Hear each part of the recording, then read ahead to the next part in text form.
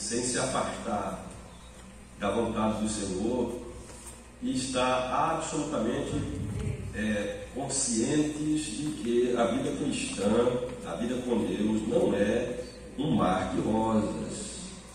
Não é um mar de rosas.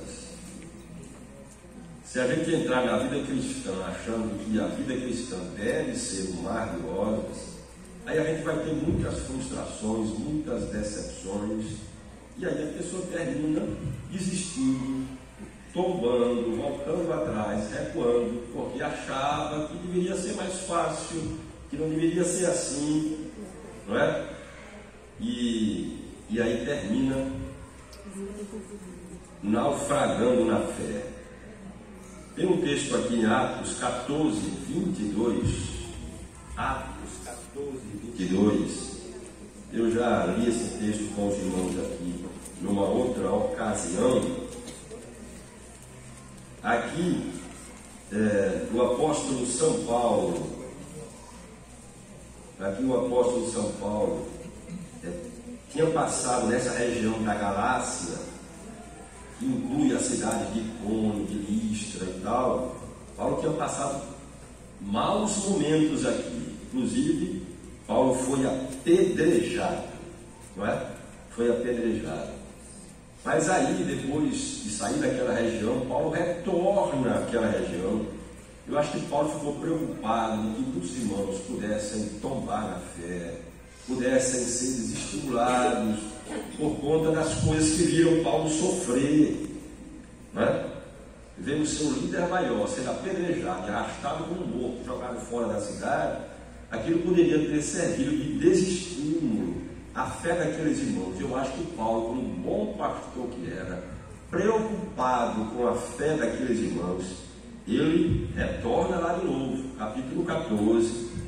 Sobrevieram, porém, judeus de Antioquia e Icônio, instigando as multidões e apedrejando a Paulo, arrastaram-no para fora da cidade, dando-o por morto.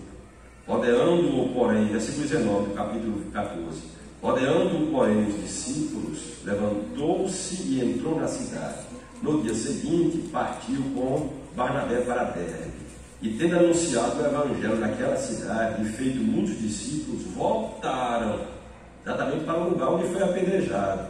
Voltaram para Listra, Icônio e Antioquia, fortalecendo a alma dos discípulos, exortando-os a permanecer firmes na fé e mostrando que através de muitas tribulações nos importa entrar no reino de Deus. Como pastor, eu fico imaginando Paulo, não é? Ele quer voltar rapidamente lá para impedir que Satanás, por meio daqueles sofrimentos pelos quais Paulo passou, incuta isso na mente e no coração dos irmãos e faça os irmãos desistirem da fé. Então Paulo volta lá rapidamente, nos mesmos lugares, para estimular os irmãos a permanecerem firmes e dizendo a eles: é assim mesmo. Né? É isso que Paulo está dizendo, é assim mesmo. Importa por muitas tribulações entrar no reino de Deus. Então, irmãos, fique firmes. O que eu passei aqui foi nada. Olha eu aqui de novo. Né? E aí eu estava pensando nos antigos, especialmente nos patriarcas. Dentre os patriarcas, eu pensei aqui em três, né? Os três que são tão mencionados na Bíblia. Quando Deus se apresenta, Ele muitas vezes se apresenta como Deus de Abraão, Isaac e Jacó. Várias vezes Deus se apresenta assim: eu sou o Deus de Abraão, Isaac e Jacó. É bom lembrar que de todas as famílias da terra, e você se lembra quando você lê Gênesis capítulo 10, não é? Que as famílias ali se multiplicam depois do dilúvio. Aí no capítulo 11 tem o episódio da Torre de Babel e as pessoas se espalham, as famílias se espalham pelo planeta. E aí no final do capítulo de número 11, toda a atenção de Deus, toda a atenção do céu se volta para uma família, se volta para Abraão. não é? Se volta para Abraão, que está lá em Ur dos Caldeus, e que o Senhor o chama para que, através de Abraão, ele possa realizar um projeto estupendo de salvação por meio de Abraão. De maneira que dali em diante, o olhar de Deus não está mais sobre as nações. Quando alguma nação agora é mencionada na Bíblia, ela é mencionada porque de alguma forma tem alguma relação com Israel, ou de guerra, ou de perseguição, ou de vitória de Israel sobre ela. Mas o olhar de Deus não está mais sobre Egito, não está mais sobre Babilônia, não está mais sobre a Assíria, não está mais sobre essas nações. O olhar de Deus está voltado para uma família, não é? Para uma família. Então, para Deus, aquela é a família mais importante do planeta. E os céus acompanham aquela família. Os anjos acompanham aquela família. Aleluia! Cada passo daquela família é orientado por Deus, é dirigido por Deus. Não é uma família perfeita, tem lá seus problemas. Abraão tem lá seus deslizes. Abraão vai para o Egito quando não deveria ir. Abraão diz que Sara é sua irmã, não é? Sara se precipita, entrega a Agar para Abraão, porque ela mesma é estéril. Esse problema de esterilidade era muito sério. Abraão já estava velho e não tinha filhos. Então, mesmo uma família que carregava a promessa de Deus, de que naquela família, em Abraão, os seus descendentes seriam benditas, seriam abençoadas todas as famílias da terra. E embora aquela família fosse o centro das atenções de Deus, mas eles tinham problemas. E a vida deles não era um mar de rosas. Vejam Abraão, que quando sai de Ur dos Caldeus e vai para a terra da promessa, quando ele entra na terra da promessa, a primeira coisa que ele encontra é fome. Não é? Abraão, quando sai de Ur dos Caldeus, pelo que a gente entende da história contada por Flávio José e tal, Ur dos Caldeus era uma cidade que estava em franco progresso, em franco desenvolvimento. Certamente que Abraão não era um qualquer, não é? Que a sua família tivesse alguma influência naquela nação, em Ur. Então, quando ele sai de lá, fica em Arã, e depois de Arã ele vem para a terra da promessa. E quando chega na terra da promessa, a primeira imagem que ele tem diante dele é fome. Aí ele atravessa a terra da promessa todinha, porque ele vem do norte, ele vem da região norte. Ele entra ali pela região da Síria, né, que é o norte. Ele atravessa toda a Palestina e vai lá para o Egito, que está, né, bem ao sul, bem distante. Nós estamos falando aqui de umas caminhadinhas assim de 1000 quilômetros. Olha que nós viemos ontem de Araçuaí, 800 quilômetros para rodar de carro, e você cansa. Agora imagine andar essa distância toda no lombo de animal, no camelo. O camelo anda e você fica assim, o cabelo. Rapidinho o cabelo, que não tem costume, já está querendo vomitar. Porque o camelo anda feio, né? O camelo não é como um cavalo, velho, cadê o Jota aí? Aqueles cavalos treinados, né, Jota? Que você anda em cima dele que nem balança. Aqueles cavalos tão treinados que você bota um copo de coca e nem balança. Estão falando do camelo, que o camelo vai vindo o tempo todo. É ruim andar de camelo. E Abraão tem esse contato com a fome, tem que ir para o Egito. Lá no Egito tem medo de que Sara, sua mulher muito bonita, seja cobiçada pelos egípcios, e os egípcios matem ele por causa de Sara. E aí diz que Sara é irmã, sabe? Essas coisas todas. E Abraão fica até aos 100 anos, né? Até aos 100 anos, sem filho. Quando Isaac nasce, Abraão não tem 100 anos. 100 anos. Ele fica sem filho. Quando Deus diz a ele que vai fazer dele uma grande nação, ele reclama diante de Deus, dizendo: o Senhor disse que vai fazer de mim uma grande nação, mas eu não tenho herdeiro. O meu herdeiro é o meu servo, não é? É o meu empregado, é o Eliezer. Então, mas aquela era a família com a qual Deus tinha uma promessa e através da qual Deus abençoaria o planeta. Então, o fato de estar dentro da vontade de Deus, no centro da vontade de Deus, não nos isenta de problemas, e de problemas graves. Mas a gente precisa continuar confiando, não é? Por isso que a Bíblia diz que pela fé os antigos obtiveram bom testemunho. Pela fé os antigos obtiveram bom testemunho. E Abraão, segundo a gente lê na Bíblia, foi obediente a Deus, obedecendo ao Senhor em tudo. Se você ler Gênesis, capítulo de número 26, Gênesis 26, versículo 4, quando Deus fala com Isaac, ele diz assim: multiplicarei a tua descendência como as estrelas dos céus, e lhe darei todas estas terras.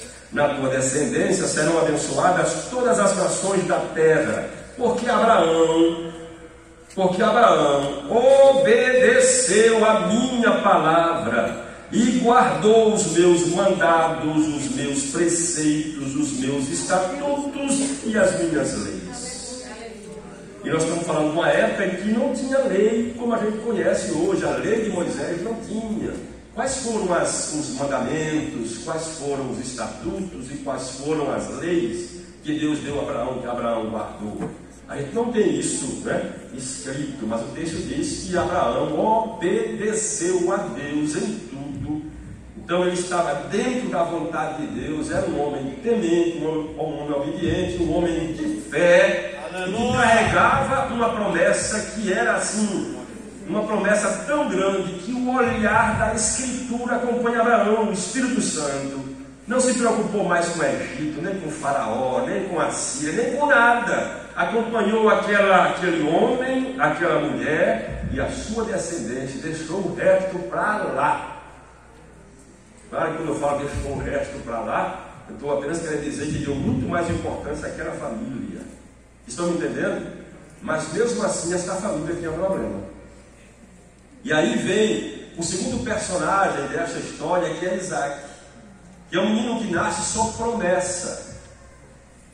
Não é? Um menino que quando nasce, sua mãe já era idosa e já tinha passado o seu período fértil.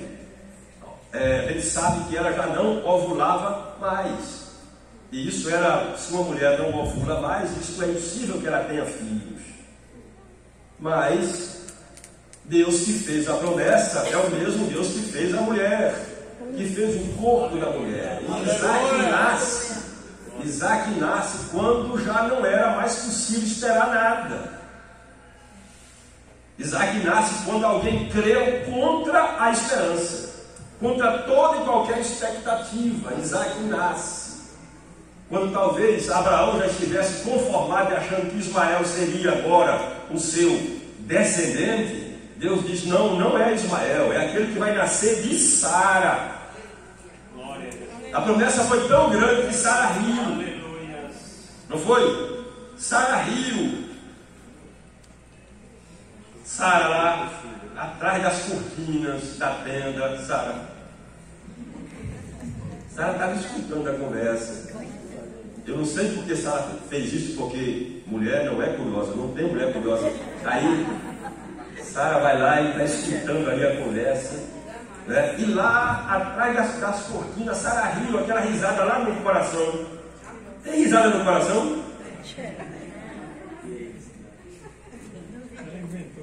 E aí o Senhor diz: Sara, por que você riu? E Sara lá atrás da cortina: eu não ri. É certo que você riu, não é? Aí nasce Isaac, nasce um menino, nasce sob promessa. Nasce sob promessa. O meu sogro uma vez falou assim: Isaac não fez nada. Assim, destes três, Isaac é o menos badalado, sim ou não? Sim. De Abraão, Isaac e Jacó, Isaac é o menos badalado, em termos assim de realizações grandes, como fez Abraão, como fez Jacó, né? Então, nós temos uma história muito maior de Abraão, uma história muito maior de Jacó, do que temos de Isaac. Mas o Isaac, ele é um menino muito bem criado. Isaac é um jovem muito submisso e obediente. Basta lembrar que quando o pai vai ao Moriá, né? Isaac já era um rapaz mais forte do que o seu pai, né? Abraão já idoso, Isaac forte. Se Isaac quisesse escapar de Abraão, dava um balão em Abraão e amarrava Abraão e colocava Abraão no altar no lugar dele, se quisesse. Mas o Isaac, assim, obedientemente, submisso, em absoluto, se entrega. Porque Isaac me diz assim: meu pai está doido. Você diria o que se fosse você? O seu pai vai levando você para ir oferecer um sacrifício, e aí você estranha porque das outras vezes ele levava um cordeiro, dessa vez não tem cordeiro. Isaac pergunta: meu pai, não está esquecendo nada? A lenha está aqui, o fogo está aqui, o cutelo está aqui, mas o principal, e o cordeiro? E Abraão diz: Deus proverá para si um cordeiro. Aí quando chega no monte, arruma a lenha, constrói um altar, arruma a lenha, e Abraão pega Isaac e vai amarrar. Você não diria que seu pai pirou, sim ou não? O velho pirou. Diria ou não diria? E não cairia fora? Mas Isaac, estranhamente, Isaac é tão submisso e acredita tanto no pai, nas condições do seu pai, que ele já um jovem, talvez de 15, 16, 17 anos ou mais, ele se deixa ser amarrado por um pai, colocado sobre o altar para ser oferecido em sacrifício. Não é? Então, Deus livra Isaac, como a gente sabe. Isaac não precisa morrer, Deus providencia um cordeiro, e aí eles voltam para casa. A história vazou, deve ser Isaac que contou. Quem contou a história para ser escrita? A história vazou, só tem Isaac e Abraão lá. O Abraão contou, o Isaac contou a história para Sara, e Sara, que era mulher, contou para todo mundo, e chegou até a gente. Certo que a história vazou, né? A história vazou. E aí, irmãos, este moço Isaac, olha para cá, este moço Isaac, numa época em que a poligamia imperava, numa época em que a poligamia imperava, Isaac, ele permanece como um rapaz, como um moço casto, até os 40 anos. Não é? Até os 40 anos de idade, Isaac permanece como um moço casto. Nunca namorou. Nunca namorou. Não é? Mas era um moço que tinha assim, um hábito de o quê? De orar. Olha aí. Os olhos de Deus estão sobre aquela família, agora está sobre aquele garoto que está crescendo, que já é um homem de 40 anos, que permanece no seu lugar, sem se precipitar, sem arrumar mulheres, na dele. Sai ao campo para orar. Abraão tinha mandado lá o Eliezer, e lá em Padã Arã, lá na Mesopotâmia, de lá você vai trazer uma mulher para o meu filho. E a gente sabe toda a história. A Santa Ceia aqui foi contada, muito bem contada, pelo pastor que pregou aqui na Santa Ceia. Todas aquelas coisas que aconteceram, né? Porque tem muita gente que vai procurar namorada nas festas, né? Mulher, esposa na festa. Mas o Eliezer foi buscar uma esposa para Isaac no local de trabalho. Quem casar com mulher preguiçosa é o fim do mundo. Quer ver problema? Casa com mulher preguiçosa, talvez que aguenta. Não tem amor no mundo que resista à preguiça, nem do marido, nem da mulher. Não tem. Amor que resiste à preguiça? Não existe. E a Rebeca se mostrou uma mulher essencialmente trabalhadora. Quando ele pediu água, ela disse: não só eu vou dar água para o Senhor, mas eu vou dar água para todos os seus cabelos. Irmão, eu não sei, mas ali deveria ser um poço. E se era poço, que parece que era, se era poço profundo, tinha que tirar água no sari. Você já tirou água no sari?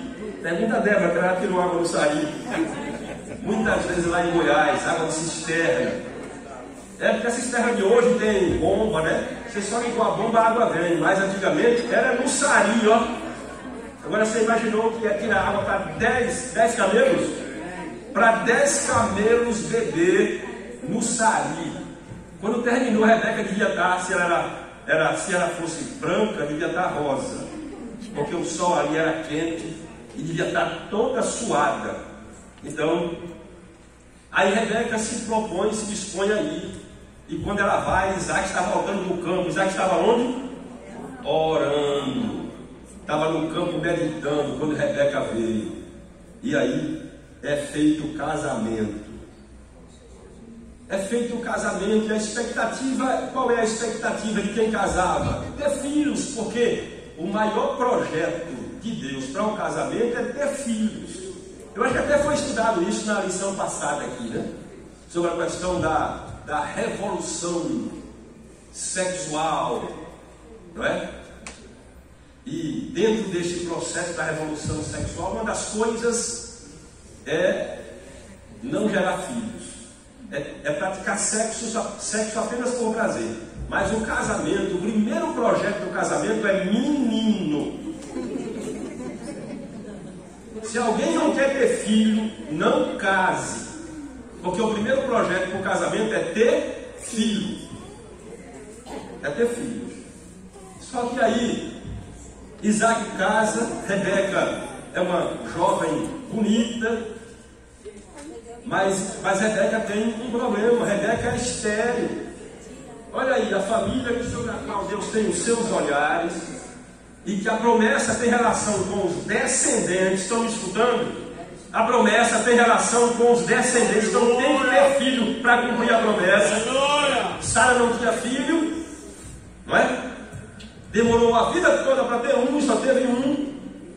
E agora, a nora de Sara, a Rebeca, que vem de longe, que foi buscada a dedo, que o Espírito Santo escolheu, e que casa com um jovem crente, casto, de oração, filho da promessa, fica 20 anos casado sem ter filhos. 20 anos casado sem ter filhos. Não vi nenhuma vez Isaac reclamar, pelo menos não está escrito. Isaac era um homem de oração. Eu não vejo assim problemas envolvendo Isaac. Isaac não foi buscar socorro numa outra esposa, porque era-lhe até permitido fazer isso. Pelo código de Hammurabi, pela lei da época, era permitido a Isaac, não é? Ter outra mulher para ter filho, porque Rebeca não tinha filho. Veja que algumas mulheres até já se adiantavam e elas mesmas entregavam a sua empregada, a sua ama, a sua serva ao seu marido quando ela não tinha filho. Sara fez isso. Raquel fez isso. Léia ou Lia fez isso. Mas Isaac não tem outra mulher. 20 anos Isaac continua com Rebeca, fiel a ela. Ele não tem outra mulher. E você pode imaginar quantas vezes Isaac orou para que Deus desse um filho a Rebeca? 20 anos. Você acha que ele só orou uma vez? Em 20 anos? Deve ter orado dezenas de vezes, até que um dia Deus atendeu. Até que um dia diz o texto que Isaac orou por Rebeca e Deus atendeu e fez com que Rebeca tivesse um filho. Tivesse logo dois de uma vez. A oração foi forte. Vieram logo dois filhos. Dois filhos. Este Isaac este Isaac teve problemas em casa. O Esaú, o seu filho, e que era o seu filho preferido, este Esaú, quando chegou aos 40 anos, tomou logo mulheres cananeias e casou com elas. Mas Jacó permaneceu também dentro de casa como um jovem casto. Quando Isaac, e tem uma conta aqui que é feita, a conta aqui é feita pelo Shed. Ele disse que Isaac tinha 137 anos. Diz que Isaac tinha cerca de 137 anos quando ele mandou que Esaú fosse apanhar uma caça, preparasse uma comida saborosa, porque ele haveria de comer e abençoar Esaú. Como filho primogênito, Esaú tinha direito à bênção dobrada da herança do pai e ainda teria o sacerdócio da família. Rebeca escutou, não é? E aí coloca Jacó no lugar de Esaú e arma tudo aquilo que a gente conhece, e Jacó recebe a bênção no lugar de Esaú, muito merecido, porque Esaú era um homem absolutamente natural e absolutamente desplugado das promessas de Deus, enquanto que Jacó, segundo diz a Bíblia em Hebreus, era um homem de fé, enquanto Esaú não tinha fé. Enquanto Esaú não tinha fé, Jacó tinha. O texto de Hebreus diz que pela fé Abraão peregrinou na terra da promessa, habitando em tendas. Olha o que diz: habitando em tendas com Isaac e Jacó.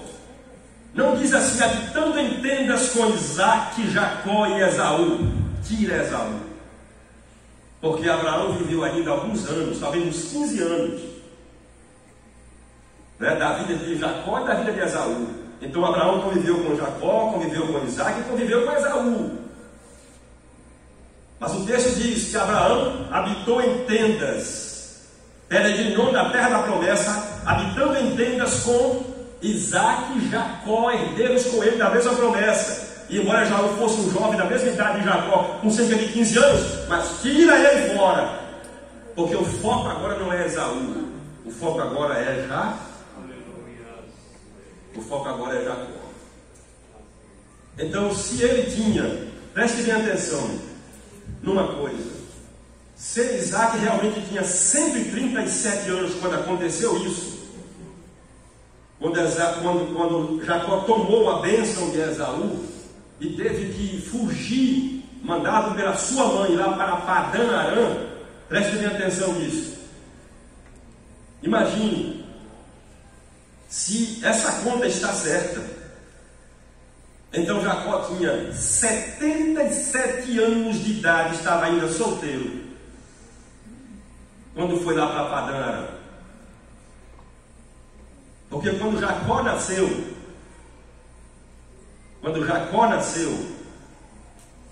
o seu pai tinha 60 anos.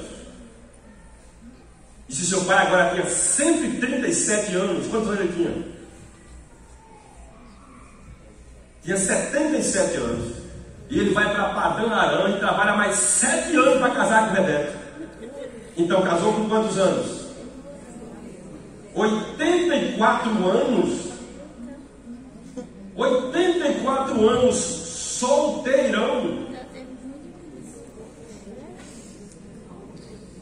Estão me entendendo? Eu estou falando de fé, estou falando de confiança em Deus.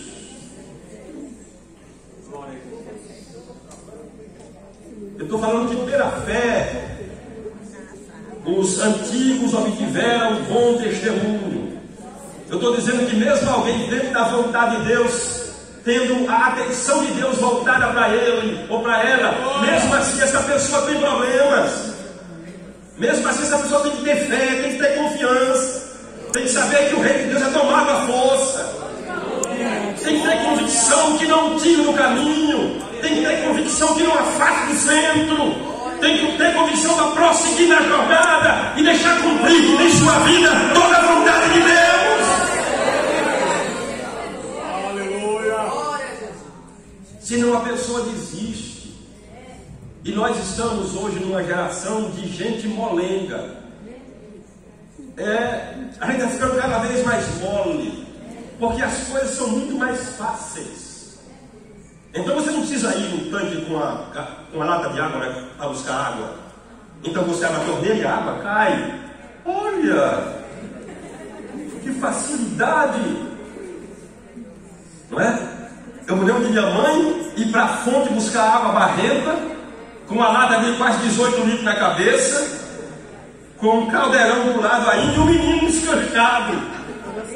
E minha mãe era assim, no corpo de quete, mano. Sabia?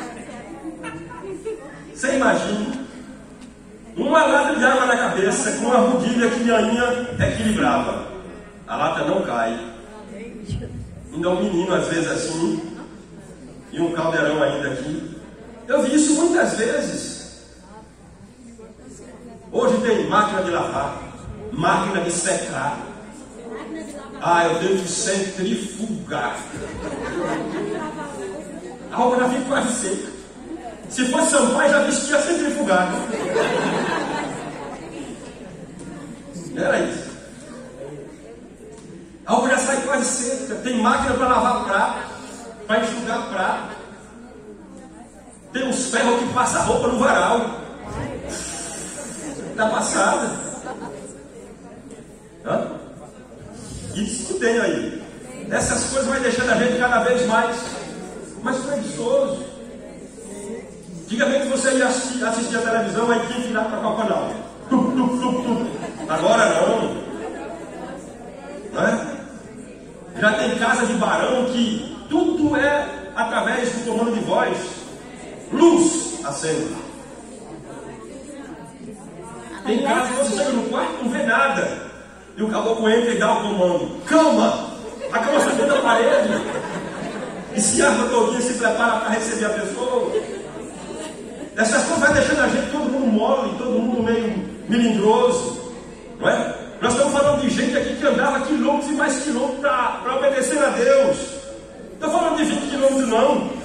Hoje a pessoa tem preguiça de vir ao culto porque mora na cidade nova, a igreja é longe, dá 2 quilômetros, 3 quilômetros, Deus me livre para o culto. Mora 1 quilômetro da igreja, acho que é longe demais, 500 metros, acho que é longe.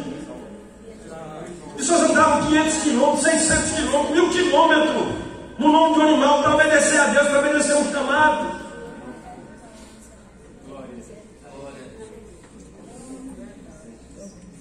E aí esse Jacó, ele trabalha 7 anos para casar com Raquel, que ele conheceu primeiro, que era a mais nova das 2 irmãs, e que era a mais bela das 2. Jacó não era bom. Mas no escuro, Labão enrola Jacó. Quando amanhece o dia, a mulher que tinha os olhos bem tortos, ela que estava lá. Não é isso que diz a Bíblia? Não tinha os olhos assim meio. Aí Jacó disse: mas que negócio é esse? E Labão disse: não. É claro que Jacó não trabalhou mais 7 anos para depois de 7 anos receber Raquel. Passou apenas uma semana, a semana das bodas de Lia. Depois da semana das bodas de Lia, ele entregou Raquel. Mas Jacó com um compromisso de trabalhar mais 7 anos para pagar agora o dote de Raquel. Estão me entendendo? Jacó foi trabalhar com Labão, e Labão, o sogro de Jacó, era um homem avarento. Labão enrolou Jacó o tempo todo. Jacó trabalhou 11 e não tinha nada. 14 anos e Jacó não tinha nada. E Jacó falava para Labão: vou embora, como é que eu vou trabalhar pela minha família? Aí Labão disse: então vamos fazer uma coisa justa. Estabelece o seu salário. Aí Jacó estabelece o salário dele. O meu salário vai ser as ovelhas salpicadas e malhadas e os carneiros pretos. Se tiver um branco entre os meus, eu roubei.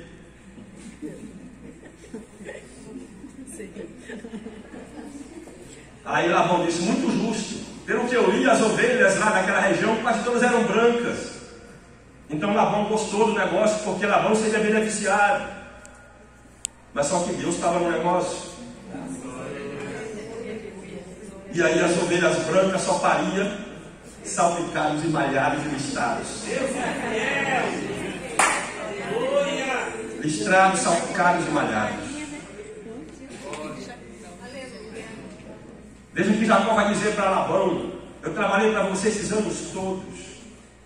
De dia consumido pelo calor, de noite pelo frio, pela geada. Quando os animais ferozes matavam a ovelha, eu assumia o dano, o prejuízo, nunca levei para você. Estava trabalhador, suou, não era mais novo. Eu estou mostrando que a família sobre a qual Deus tem o seu olhar e tem promessa, também tem problema.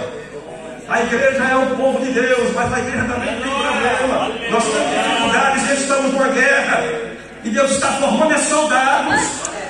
Aqui Deus está formando a gente que confia nele, que espera no Senhor. Os que esperam no Senhor são como os montes de Sião, que não se abala, mas permanece para sempre. Nós temos um alvo, temos uma convicção. A gente vai deixando as coisas que para trás ficam e estamos olhando para o alvo, pelo prêmio da soberana vocação de Deus em Cristo Jesus. E o que é que vamos fazer? Ficar prostrado na estrada, desistir da fé? Ah, meu marido é ruim, não posso ser mais frente, não, que o marido é ruim. E quem é ruim? É Jesus, meu marido. A minha mulher não vale nada, não posso ser mais frente, que a mulher não presta. O meu filho é uma tribulação, vou sair da igreja porque meu filho é uma tribulação. Vou sair da igreja porque meu pai é atribulado, porque o patrão não presta. O patrão pode não prestar, o pai pode não prestar, a mãe pode não prestar, mas Jesus é bom. Nós aceitamos a Jesus como Salvador, e Ele nos diz, eu não te deixarei, nem te desampararei.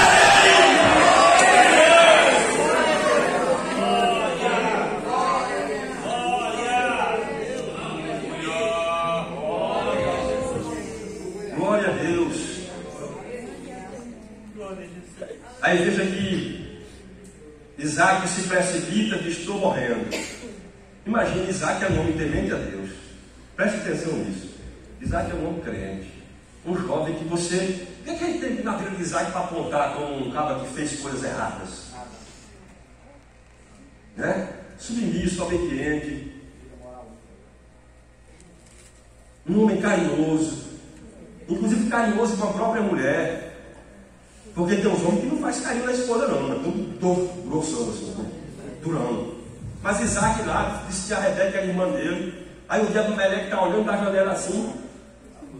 Olha Isaac fazendo uns cafuné ali, Rebeca. Mandou chamar Isaac. Você mentiu, moço. É certo que ela é tua mulher. Talvez tenha sido esse o único erro de Isaac que estaria registrado. Não é? Talvez o fato de amar Esaú mais que Jacó, talvez não tenha sido uma coisa boa. Mas Isaac acha que vai morrer. E aí ele chama Esaú e manda buscar uma caça. Mas Isaac não morre. Se Isaac ali, se a conta do chefe está certa, e Isaac tinha 137 anos, Isaac morre com 180 anos. Então Isaac morre 43 anos depois do dia que ele achou que ia morrer. 43 anos, mas 43 anos de cegueira. Estão me entendendo? Um homem que carregava a bênção de Deus, a promessa de ser pai de numerosas nações, em que serão benditas todas as famílias da terra. Ele passa 43 anos ou mais da sua vida cego. Estou falando tão cego que ele não sabia distinguir Jacó de Esaú. Tão cego que ele teve que pegar. A voz é de Jacó, mas o pelo é de Esaú, porque não enxergava mais. 43 anos cego. Como pode alguém que Deus está com o olho sobre ele? Como pode alguém que é a família central do planeta? É a família mais abençoada do planeta. É aquela que Deus está olhando e trabalhando para realizar o maior plano. Trazer trazer o Messias à terra por meio deles. Mas Isaac passa 43 anos da sua vida cego. E às vezes o crente hoje, qualquer coisinha, meu Deus, essa crente é ser melhor, não sei. Ô vida! Já ouviu o crente dizer isso? Ô vida! Aí Jesus olha lá e diz: é marica. Não serve. Tem que ter convicção profunda e marchar, caminhar, sem olhar para trás. Tem um plano de Deus para a gente, um plano de Deus para a nossa vida, nos colocar na Jerusalém celestial. Este é um plano que não vai falhar. Sabe o que ele disse? Os céus e a terra passarão, mas as minhas palavras não vão passar. Há um compromisso, aleluia, onde ele diz: virei outra vez e vos levarei para mim mesmo, para que aonde eu estou vocês estejam comigo. Esse que veio sem demora, o meu galardão está comigo. A vinda do Senhor é certa, ele vem. Há um céu que nos espera. Se a vida está boa ou ruim, há um céu que nos espera. E nada poderá nos afastar desse amor, nem tribulação, nem perseguição, nem nada. Porque fiel é o que prometeu. E nós vamos estar lá, porque o nosso Jesus é fiel. Diga amém. Eu não estava olhando o relógio quando eu olhei, já era 9h20.